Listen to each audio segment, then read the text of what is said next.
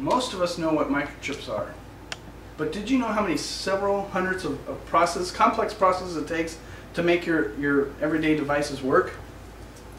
Without microchips, personal computers, cell phones, CD players, and digital cameras simply would not exist. We define a microchip as an electronic equipment consisting of a small crystal of silicon. My name's Ryan, and I'd like to cover three things here about a microchip. First, we're going to talk a little bit about the history.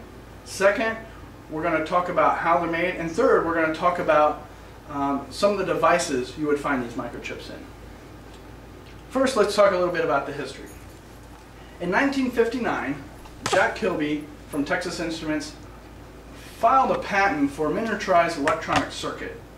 That same year, Robert Noyce from Fairchild Semiconductor filed a patent for a silicon-based integrated circuit.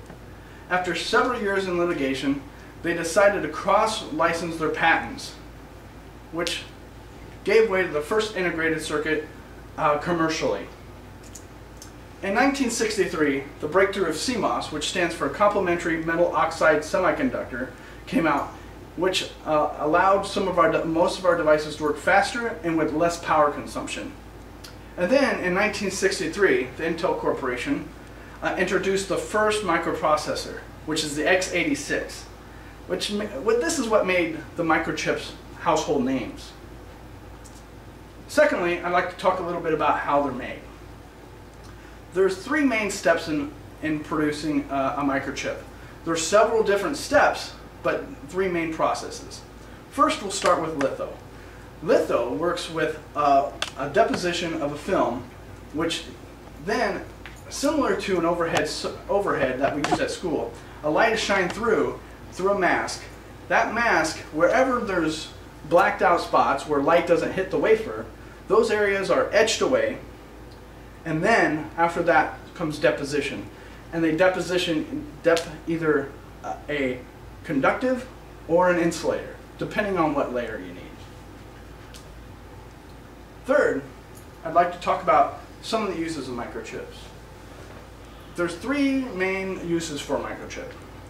First is analog, which is a device that deals with sound or in some kind of amplifying circuit. Second of all, there's digital. These devices control gates and logic. Third, which is probably the most common, is mixed signal. And it uses a combination of both. And in conclusion, well, in summary, we talked about three things. We talked about a little bit about the history, a little bit about how it's made, and then at the end we talked about some of the different kinds of circuits. In conclusion, I'd just like to say, without the microchip, the devices we carry around every day would be much larger and would be much more expensive. And our lives would be very different from the way they are now. Thank you.